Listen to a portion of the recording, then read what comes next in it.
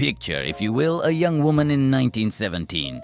She is 20 years old. She works in a clean, bright factory, and she earns more than most women of her time. And in the evening, walking home through the dark streets, she glows. Her hair shimmers. Her fingertips shine like tiny stars. Her dress sparkles with a strange, ghostly light. Her friends call her the Ghost Girl. She finds it rather charming. She does not yet know that this glow is killing her.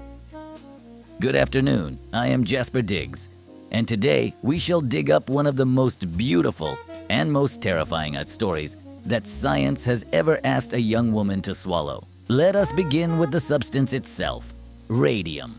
When Marie and Pierre Curie isolated it in 1898, the world quite simply lost its mind. Here was an element that glowed in the dark all on its own. A faint, eerie greenish-blue light that needed no flame, no electricity, nothing at all. It simply shone. To the people of the early 20th century, this was not chemistry. This was magic. And so naturally, they began to put it in everything. I do wish I were exaggerating. There was radium toothpaste, promising a smile that sparkles. There was radium face cream, for a complexion that positively glows with youth. There was radium water, taken as a tonic for vigor. There were even radium suppositories, but of those I shall say nothing for the sake of polite company. People believed that radium was the very elixir of life. The brighter it glowed, the healthier you would surely become. In short, it was the miracle of the age, and nowhere did it shine brighter than upon the face of a clock. The United States Radium Corporation, Orange, New Jersey, and firms much like it, all across America. Their business was luminous paint, a compound called undark, a mixture of radium and zinc sulfide. Brushed onto the numbers of a watch, it let a soldier in the trenches or a gentleman in a darkened theater tell the time without a candle. During the Great War, demand was enormous. Soldiers needed glowing instruments, pilots needed glowing dials, and someone had to paint them by hand with a brush in lines thinner than a hair. That someone was a young woman. Hundreds of women, mostly teenage girls and women barely past 20, many from immigrant families glad to have skilled, well-paid work. They sat in long rows, dipping their brushes, tracing those tiny numbers with extraordinary care. But here is the detail that makes my fur stand on end. To draw a line so fine, the brush had to come to a perfect point, and the girls were taught a simple trick to keep it sharp. They were told to put the brush between their lips, dip, lip, paint, dip, lip, paint, hundreds of times a day after day, lip, dip, paint, they called it. With every point of that brush, they swallowed a little radium, and no one told them to stop. You must understand how these girls felt about the work. They were not afraid, quite the opposite. Radium seemed to them rather wonderful. They painted their nails with it, just for fun, to glow at parties. Some painted their teeth before a night out so their smile would shine in the dark. They wore their finest dresses to work, knowing the fine dust would settle upon them and make them shimmer all the way home. They were the brightest girls in town, in every sense. And all the while, the men who ran these companies and the chemists who handled radium in their laboratories wore lead aprons. They used tongs. They worked with the substance behind screens. They knew, you see. They knew exactly how dangerous it was. They simply did not think to mention it to the girls with the brushes. The first sign was always the same: the teeth. For one young woman, it all began with a toothache. The dentist pulled the bad tooth, but the socket would not heal. It festered.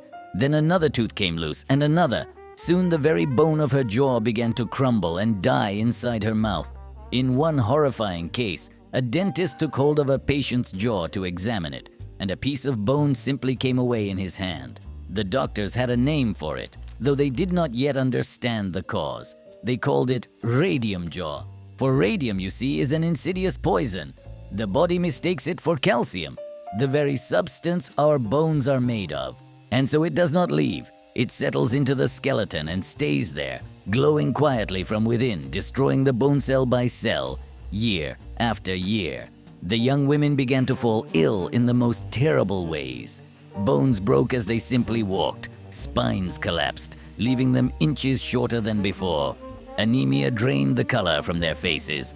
One by one, the brightest girls in town began to die, and when their employers were asked what on earth could have happened, they had an answer ready.